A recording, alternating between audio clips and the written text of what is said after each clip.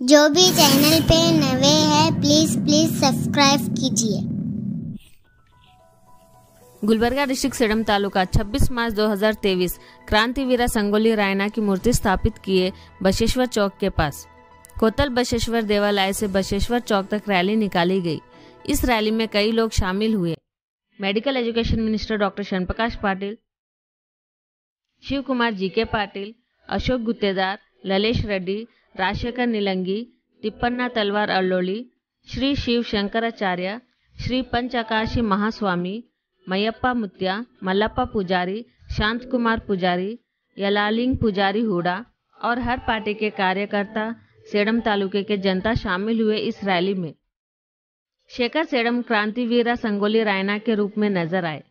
क्रांतिवीरा संगोली रायना मूर्ति का उद्घाटन किए भगवंत कुबा ने। मंजुनाथ एन काचूर का कहना है कि हमारे ख्वाब को पूरा किए सेडम एमएलए राजकुमार पाटिल तेलकुर ने। हमारे पूरे टीम, पूरे कौम और पूरे संघ के तरफ से तहे दिल से राजकुमार पाटिल तेलकुर को शुक्रिया। आइए देखते हैं पूरी report team Pathan Sufiyan Khan, mister SK Ejaz Ahmed Sedam journalist के साथ।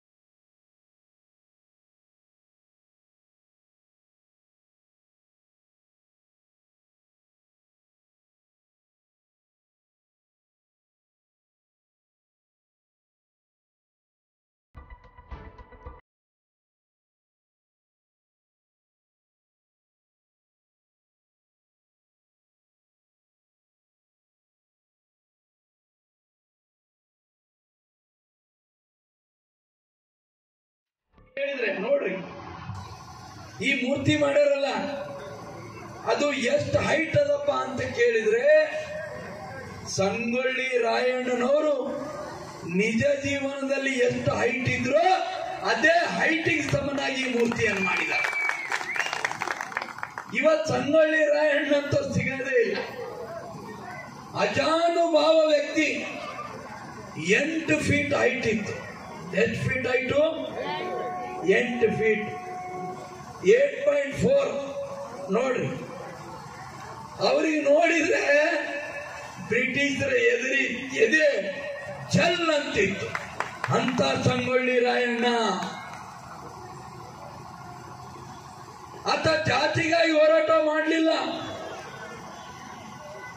ಹೋರಾಟ ಮಾಡಿದ ಯಾವುದಕ್ಕೆ? ತನ್ನ ಸ್ವಂತಕ್ಕಾಗಿ ಮಾಡಲಿಲ್ಲ, ಕುಟುಂಬಕ್ಕಾಗಿ ಹೋರಾಟ ಮಾಡಲಿಲ್ಲ. ಈ ಭಾರತ ಮಾತೆಗೋಸ್ಕರ ಅವರು ಹೋರಾಟ ಮಾಡಿದ್ರು, ಜೀವವನ್ನು ತ್ಯಾಗ ಮಾಡಿದ್ರು. ತಾಯಿ ಕಿತ್ತೂರು ರಾಣಿ ಚೆನ್ನಮ್ಮಗೆ 100 ಆನೆ ಬಲ ಯಾರು ಅಂತ ಕೇಳಿದ್ರೆ ಸಂಗೊಳ್ಳಿ ರಾಯಣ್ಣ. ಸಂಗೊಳ್ಳಿ ರಾಯಣ್ಣ ನಿದ್ದೆಗಣ್ಣಲ್ಲಿ ಜೈಲಲ್ಲಿದ್ದಂತ ಸಂದರ್ಭದಲ್ಲಿ ಯಾರಾದ್ರೂ ಅವ್ರಿಗೆ ಊಟ ಕೊಡಕ್ ಹೋದ್ರೆ, ಮಾತಾಡ್ಸಕ್ ಹೋದ್ರೆ, ಚೆನ್ನಮ್ಮನ ಬಾಯಿಂದ ಬಂದಂತ ಮೊದಲ ಮಾತೇನು ಅಂದ್ರೆ, ನಮ್ಮ ರಾಯಣ್ಣ ಹೆಂಗಿದ್ದಾನೆ, ಒಂದ್ಸಾರಿ ಅವನ ಮುಖ ನೋಡ್ಬೇಕು. ನೋಡ್ರಿ, ಸಂಗೊಳ್ಳಿ ರಾಯಣ್ಣ ಅಂತ ಹೇಳಿದ್ರೆ ಮೊಟ್ಟ ಮೊದಲನೇ ಬಾರಿಗೆ ಬ್ರಿಟಿಷರು ಹಾಕಿದಂತ ಆ ಕರ, ಟ್ಯಾಕ್ಸ್ ನಾವ್ಯಾಕೆ ಕೊಡ್ಬೇಕು ನಿಮ್ಗೆ? ನಮ್ಮ ಭೂಮಿಯ ಮೇಲೆ ಬಂದಂತ ನೀವು, ನಿಮ್ಗ್ಯಾಕೆ ನಾವು ಕೊಡ್ಬೇಕು? ಇದನ್ನ ಪ್ರಶ್ನೆ ಮಾಡಿದ್ರು. ಸ್ವಾತಂತ್ರ್ಯ ಹೋರಾಟ ಪ್ರಾರಂಭ ಯಾವಾಗಾಯ್ತು ಅಂತ ಕೇಳಿದ್ರೆ, ಪುಸ್ತಕದಲ್ಲಿ ಓದ್ತೀವಲ್ಲ ಈಗ ಒಂದು 2-3 ಹೆಸರು. ಅವರು ಸ್ವಾತಂತ್ರ್ಯ ತಂದು ಕೊಟ್ಟಿಲ್ಲ ಸ್ವಾಮಿ. ಈ ರೀತಿ ಕ್ರಾಂತಿವೀರ ಸಂಗೊಳ್ಳಿ ರಾಯಣ್ಣನಂತ ಲಕ್ಷಾಂತರ ಜನ ದೇಶಭಕ್ತರಿಂದ ಈ ದೇಶ ಸ್ವಾತಂತ್ರ್ಯ ಆಗಿದೆ. ಶಾಂತಿ ಅಹಿಂಸೆಯಿಂದ ಆಗಲಿಲ್ಲ, ಸತ್ಯಾಗ್ರಹದಿಂದ ಆಗಲಿಲ್ಲ.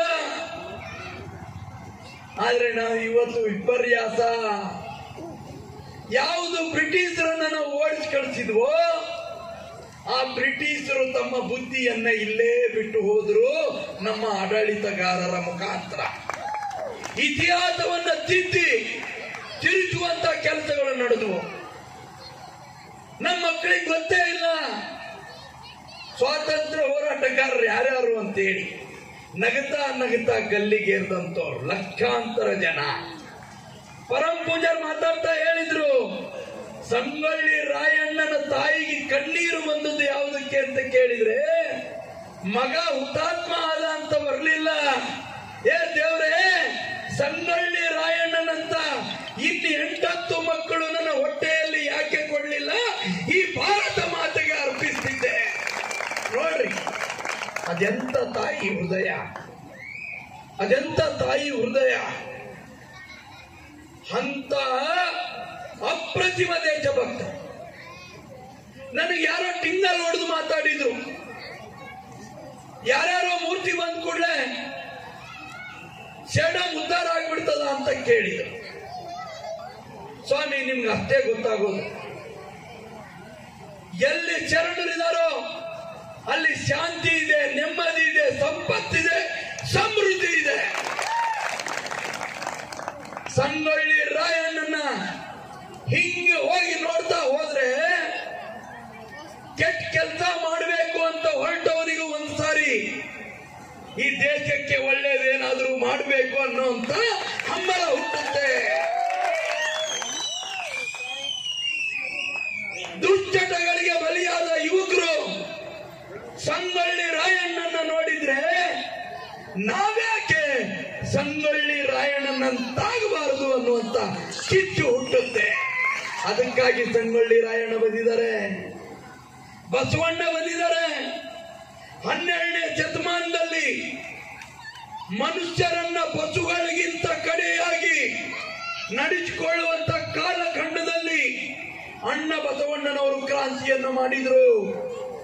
ಸರ್ವರಿಗೂ ಸಮಬಾಳು, ಸರ್ವರಿಗೂ ಸಮಪಾಲು, ಎಲ್ಲರ ದೇಹದಲ್ಲಿ ಹರಿಯುವ ರಕ್ತ ಒಂದೇ, ಮತ್ಯಾಕೆ ಮೇಲು ಕೀಳು ಅಂತ ಹೇಳಿ ಸರ್ವಧರ್ಮ ಸಮಭಾವ ಅನುಭವ ಮಂಟಪವನ್ನು ಕಟ್ಟಿದ್ರು.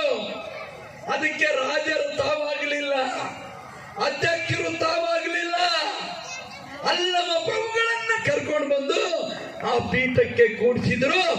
ಈ ಸಮಾಜಕ್ಕೆ ಏನು ಒಳಿತಾಗಬೇಕು ಎಲ್ಲರನ್ನ ಕರೆದು ಅಲ್ಲಿ ಸಮಾಲೋಚನೆಯನ್ನು ಮಾಡಿದರು. ಕಾಯಕವೇ ಕೈಲಾಸ ಅವರಿಗೆ ನೋಡಿದ್ರೆ ನೆನಪು ಬರುತ್ತೆ, ದೇಶ ಪ್ರೇಮ ನೆನಪು ಬರುತ್ತೆ. ಅದಕ್ಕಾಗಿ ಇವತ್ತು ಶರಣರ ಜೊತೆಗೆ ಎಲ್ಲ ಧಾರ್ಮಿಕ ಮಠ ಮಂದಿರಗಳ ಅಭಿವೃದ್ಧಿ ಆಗಬೇಕು. ಆ ಮುಖಾಂತರ ಮಕ್ಕಳ ದುಶ್ಚಟಗಳನ್ನು ಬಿಡಿಸುವಂತವ್ರು ಯಾರು ಬಿಡಿಸಲಿಕ್ಕೆ ಸಾಧ್ಯ ಇದೆ ಸ್ವಾಮಿ? ಮಠ ಮಂದಿರಗಳು, ಪುರಾಣ ಪ್ರವಚನಗಳು, ನಮ್ಮ ಪೂರ್ವಜರ ಸಿದ್ಧಾಂತಗಳು ಸದಾ ಮಠ ಮಂದಿರಗಳಲ್ಲಿ ಕೇಳ್ತಾರೆ, ನೋಡ್ತಾರೆ. ಆ ಮುಖಾಂತರ ನಮ್ಮ ಮಕ್ಕಳು ಉತ್ತಮವಾದ ಹಾದಿಯನ್ನ ಹಿಡಲಿಕ್ಕೆ ಸಾಧ್ಯ ಇದೆ. ಉತ್ತಮ ಸಮಾಜ ನಿರ್ಮಾಣಕ್ಕೆ ಅದರ ಅವಶ್ಯಕತೆ ಇದೆ. ಅದಕ್ಕಾಗಿ ಇವತ್ತು ನಾವು ಸೇಡಂನಲ್ಲಿ ಈ ರೀತಿಯ ಅಭಿವೃದ್ಧಿಯ ಜೊತೆಗೆ ಶರಣರನ್ನು ಕರೆದುಕೊಂಡು ಬರುವಂತ ಈ ದೇಶದ ಅಪ್ರತಿಮ ದೇಶಭಕ್ತರನ್ನ ಕರ್ಕೊಂಡು ಬರುವಂತ ಪ್ರಯತ್ನವನ್ನು ಮಾಡ್ತಾ ಇದೆ. ಅಜ್ಜರೇ, ಇವತ್ತು ಸಂಗೊಳ್ಳಿ ರಾಯಣ್ಣನ ಜೊತೆಗೆ ಸೇಡಂನಲ್ಲಿ ಮಾದಾರ ಚೆನ್ನೈನವರು ಬರ್ತಾ ಇದ್ದಾರೆ, ಅಂಬಿಗರ ಚೌಡಯ್ಯನವರು ಈಗಾಗಲೇ ಬಂದು ಮುಟ್ಟಿದ್ದಾರೆ, ಸೊನ್ನಲಿಗೆ ಸಿದ್ದರಾಮೇಶ್ವರರು ಈಗಾಗಲೇ ಬಂದಿದ್ದಾರೆ. ರಾಮಾಯಣವನ್ನ ದರ್ಶನವನ್ನ ಮಾಡಿಸಿರುವಂತ ಜಗತ್ತಿಗೆ ವಾಲ್ಮೀಕಿ ನಾಯಕರು ಬರೋರಿದ್ದಾರೆ. ಅದರ ಜೊತೆಗೆ ಹಿಂದೂ ಸಾಮ್ರಾಜ್ಯದ ಸಂಸ್ಥಾಪಕ ಶಿವಾಜಿ ಮಹಾರಾಜರು ಈ ಸ್ಟೇಡಿಯಂಗೆ ಬರೋರಿದ್ದಾರೆ. ಇವರೆಲ್ಲರನ್ನ ನೋಡಿದಾಗ ನಮ್ಮ ಯುವಕರು ದಾರಿ ತಪ್ಪಲಿಕ್ಕೆ ಸಾಧ್ಯ ಇದೆಯಾ? ನಮ್ಮ ಯುವಕರು ದಾರಿ ತಪ್ಪಲಿಕ್ಕೆ ಸಾಧ್ಯ ಇದೆಯಾ? ಯಾವ ದಿಕ್ಕಿನಲ್ಲೂ ಹೋದ್ರು, ಯಾವ ಸಂಧಿ ಗೊಂದಿಗೆ ಹೋದ್ರು ತಪ್ಪು ಮಾಡಬಾರದು, ಇಂಥ ಮಹಾತ್ಮರು ನಮ್ಮನ್ನು ನೋಡ್ತಾ ಇದ್ದಾರೆ ಅನ್ನುವಂತ ಕಲ್ಪನೆ ನಮ್ಮ ಮಕ್ಕಳಲ್ಲಿ ಬರುತ್ತೆ. ಆ ಕಾರಣಕ್ಕೆ ಇವತ್ತು ಇದನ್ನ ಶರಣರ ನಾಡಾಗಿ ಮಾಡ್ತಾ ಇದೆ. ಅಂದು 12ನೇ ಶತಮಾನದಲ್ಲಿ ಕಲ್ಯಾಣ ನಾಡಿನಲ್ಲಿ ಕ್ರಾಂತಿ ಆಗಿದ್ದು ಬಸವ ಕಲ್ಯಾಣನಲ್ಲಿ, ಆದ್ರೆ ಆಧುನಿಕ ಭಾರತದ 21ನೇ ಶತಮಾನದಲ್ಲಿ ಕಲ್ಯಾಣ ಕರ್ನಾಟಕದಲ್ಲಿ ಅಭಿವೃದ್ಧಿ ಎಲ್ಲಿ ನೋಡ ಅಂದ್ರೆ ನಮ್ಮ ಸೇಡಮಿಗೆ ಬಂದು ನೋಡ ಅಂತ ಹೇಳಿ ಆ ರೀತಿಯ ಕಾರ್ಯಗಳು ಇಲ್ಲಿ ನಡೀತಾ ಇದೆ. ಒಂದು ಕಡೆ ಕಾಗಿನ ಏತ ನೀರಾವರಿ ಮುಖಾಂತರ 40 ಹಳ್ಳಿಗಳ ರೈತರಿಗೆ ನೀರನ್ನು ಕೊಡ್ತಕ್ಕಂತ ಕೆಲಸ, ಇನ್ನೊಂದು ಕಡೆ ಸನ್ನತಿ ಬ್ರಿಡ್ಜ್ನಿಂದ 54 ಕೆರೆಗಳನ್ನು ತುಂಬುವ ಮುಖಾಂತರ ಆ ಭಾಗದ ರೈತರಿಗೆ ಹಸಿರನ್ನು ಕೊಡುವಂತ ಮುಖಾಂತರ ಹಸಿರು ಕ್ರಾಂತಿ, ಹಾಲಿನ ಕ್ರಾಂತಿ, ಧಾರ್ಮಿಕ ಕ್ರಾಂತಿಯ ಮುಖಾಂತರ ಇವತ್ತು ನೆಮ್ಮದಿ, ಸಂಪತ್ತು ಎಲ್ಲವನ್ನು ಕೊಡ್ತಕ್ಕಂಥ ಕೆಲಸ ಇವತ್ತು ಈ ಸೇಡಂ ನೆಲದಲ್ಲಿ ನಡೀತಾ ಇದೆ. ಇವತ್ತು ನಮ್ಮ ಪೂರ್ವಜರ ಕನಸು ಸೇಡಂ ಇದೊಂದು ಸಾಂಸ್ಕೃತಿಕ ನಾಡಾಗಬೇಕು. ಈ ಅರ್ಧ ಭಾರತ ದೇಶವನ್ನು ಆಳಿರ್ತಕ್ಕಂಥ ಈ ನೃಪತುಂಗನ ನಾಡು ನಾವು ಮರಿಲಿಕ್ಕಾಗೋದಿಲ್ಲ. ಕನ್ನಡದ ಮೊದಲನೆಯ ಗ್ರಂಥವನ್ನು ಕೊಟ್ಟದ್ದು ನಮ್ಮ ಮಾನ್ಯ ಕೇಟದ ನೃಪತುಂಗ ಮಹಾರಾಜರು, ಅದನ್ನು ನಾವು ಮರಿಲಿಕ್ಕಾಗೋದಿಲ್ಲ. ಹಾಗಾಗಿ ಇವತ್ತು ಮಾನ್ಯ ಕೇಟದ ಕೋಟೆಯನ್ನ ಪುನರುಜ್ಜೀವನ ಮಾಡಲಿಕ್ಕೆ ಈಗಾಗಲೇ 10 ಕೋಟಿಯನ್ನು ಕೊಟ್ಟಿದ್ದೇವೆ. ಇವತ್ತಿನ ಬಜೆಟ್ ನಲ್ಲಿ ನಮ್ಮ ಆಧುನಿಕ ಬಸವಣ್ಣ ಮುಖ್ಯಮಂತ್ರಿ ಬಸವರಾಜ ಬೊಮ್ಮಾಯಿ ಅವರು 20 ಕೋಟಿ ರೂಪಾಯಿಗಳನ್ನು ಅದಕ್ಕಾಗಿ ಮೀಸಲಿಟ್ಟಿದ್ದಾರೆ. ಈ ರೀತಿ ನಮ್ಮ ಧರ್ಮ ಉಳಿದ್ರೆ ಎಲ್ಲವೂ ಉಳಿಲಿಕ್ಕೆ ಸಾಧ್ಯ, ದೇಶ ಉಳಿದ್ರೆ ಎಲ್ಲವೂ ಉಳಿಲಿಕ್ಕೆ ಸಾಧ್ಯ. ಸ್ವಾಮಿ, ನನ್ನ ಮೊನ್ನೆ ಯಾರೋ ಕೇಳ್ತಿದ್ರು, ಇಲ್ಲಿ 20 ಲಕ್ಷ ಆಗಿದೆ ಅಂತೆ ಹೊಲ, ನನಗೆ ಕೇಳ್ತಿದ್ರು. ನಾನು ಹೇಳಿದೆ ಹೌದು, ಪಾಕಿಸ್ತಾನದಲ್ಲಿ 50,000 ರೂಪಾಯಿ ಸಿಗ್ತದೆ ತಗೋತೇನಪ್ಪ ಅಂತ ಕೇಳಿದೆ. ಶ್ರೀಲಂಕಾದಲ್ಲಿ 10,000 ರೂಪಾಯಿ ಸಿಗ್ತದೆ ತಗೋತೇನಪ್ಪ. ನಿನ್ನ ಹೊಲ ನೀ ಮಾಲೀಕ್ ಅಲ್ಲ, ನಿನ್ನ ಮನೆಗೆ ನೀ ಮಾಲೀಕ್ ಅಲ್ಲ, ನಿನ್ನ ಹೆಂಡತಿ ಮಕ್ಕಳು ಜೀವಂತ ಇರ್ತಾರ ನಿನ್ನ ಗ್ಯಾರಂಟಿ ಇಲ್ಲ. ಏನಿದ್ದರೇನು ಬಂತು, ನೆಮ್ಮದಿಯೊಂದಿಲ್ಲದಿದ್ದರೆ. ಭಾರತದಲ್ಲಿ ಎಲ್ಲವೂ ಇದೆ, ನೆಮ್ಮದಿಯೂ ಇದೆ, ನಮಗೆ ಸಮೃದ್ಧಿಯೂ ಇದೆ, ನಮಗೆ ಸುರಕ್ಷತೆಯನ್ನ ನೋಡುವಂತ ನಮ್ಮ ಪ್ರಧಾನ ಮಂತ್ರಿಗಳು ಇದ್ದಾರೆ. ಇದನ್ನು ನಾವು ನಂಬಬೇಕು. ಹಾಗಾಗಿ ಇವತ್ತು ಈ ಸೇಡಂ ನೆಲದಲ್ಲಿ ಅಭಿವೃದ್ಧಿಯ ಜೊತೆಗೆ ಧಾರ್ಮಿಕ ಶರಣರ ಎಲ್ಲ ಕಾರ್ಯಗಳನ್ನು ನಾವು ಮಾಡ್ತಾ ಇದ್ದೇವೆ. ಆ ಪುಣ್ಯಾತ್ಮ ನೋಡಿ, ಆ ನಮ್ಮ ಸಂಗೊಳ್ಳಿ ರಾಯಣ್ಣನ ನೋಡಿದ್ರೆ ಒಂದ್ಸಾರಿ ನಮ್ಗೆ ರೋಮಾಂಚನ ಆಗ್ತದೆ. ಅದಕ್ಕಾಗಿ ನಾವು ಇವತ್ತು ಅಂಥವರ ಪುತ್ಥಳಿಯನ್ನು ನಾವು ಸ್ಥಾಪನೆ ಮಾಡಿದ್ವಿ. ಹಾಡುವವರು ಬಹಳ ಜನ ಇದ್ದಾರೆ. ಅದಕ್ಕೆ ಶರಣರು ಹೇಳಿದ್ದಾರೆ, ಬೀದಿಯಲ್ಲೊಂದು ಮನೆ ಮಾಡಿ ಶಬ್ದಗಳಿಗಂದಿದಡೆಂತಯ್ಯ, ಸಮುದ್ರದ ತಡೆಯಲ್ಲೊಂದು ಮನೆ ಮಾಡಿ ನರೆ ತೊರೆಗಳಿಗಂದಿದಡೆಂತಯ್ಯ.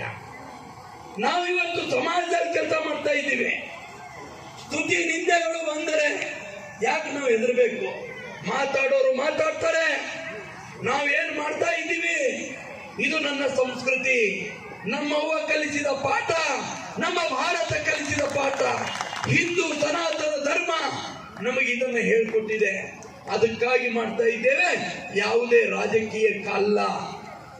ಅದಕ್ಕೆ ಇವತ್ತು ಇದೊಂದೇ ಮೂರ್ತಿ ಅಲ್ಲ, ಸಾಲು ಸಾಲು ಶರಣರು, ಸಾಲು ಸಾಲು ಅಪ್ರತಿಮ ದೇಶಭಕ್ತರನ್ನ ಕರೆ ತರುವಂತ ಕೆಲಸ ಈ ಸೇಡಂನಲ್ಲಿ ಮುಂದಿನ ದಿನಗಳಲ್ಲಿ ನಡೀತದೆ ಅನ್ನುವಂತ ಮಾತನ್ನ ಹೇಳ್ತಾ, ಇವತ್ತು ಪರಮ ಪೂಜ್ಯರು ಒಂದು ಮಾತನ್ನ ಹೇಳಿದರು.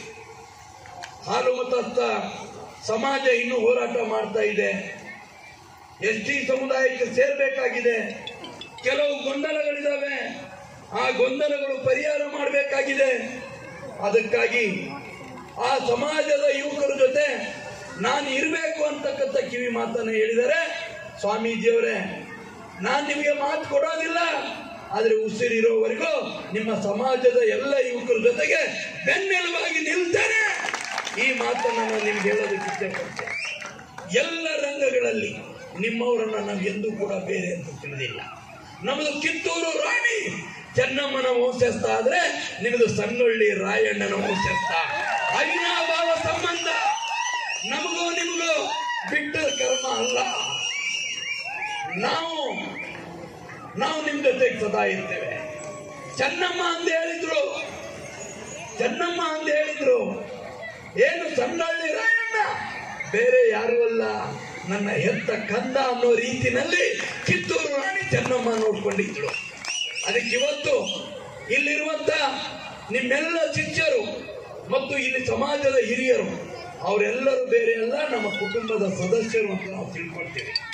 ಇವತ್ತು ನಾನು ಚಿಕ್ಕಂದಿನಿಂದ, ನಿಮಗೂ ಗೊತ್ತಿದೆ ಗುರುಗಳೇ, ನಿಮಗೂ ಗೊತ್ತಿದೆ, ನೀವು ಅಲ್ಲೇ ಸಂಸ್ಕಾರ ತಗೊಂಡಿದ್ದೀರಿ, ನಾನು ಅಲ್ಲೇ ಸಂಸ್ಕಾರ ತಗೊಂಡಿದ್ದೀನಿ. ಅಣ್ಣ ಬಸವಣ್ಣನ ತತ್ವ ಸಿದ್ಧಾಂತ ನಮ್ದು. ಜಾತಿ ಎಂದೇಕೆ ಹೊಡೆದಾಡುವರಯ್ಯ.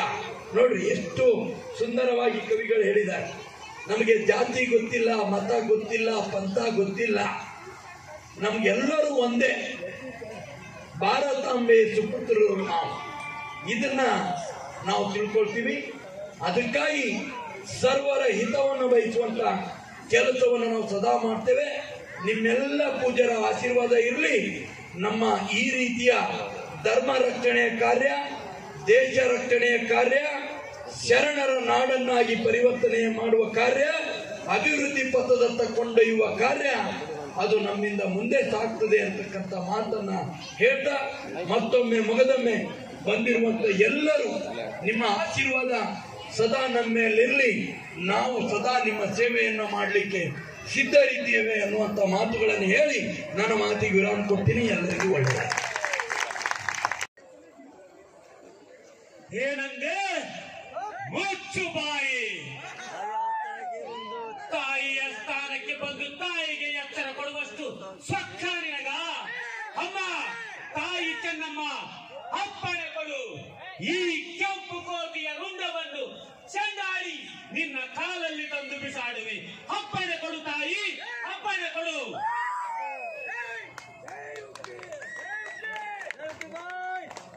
ಶೇಖರ್ ಅವರಿಗೆ ಅನಂತ ಧನ್ಯವಾದಗಳು. ಈಗ ಈ ಕಾರ್ಯಕ್ರಮವನ್ನು ಕೊನೆಯದಾಗಿ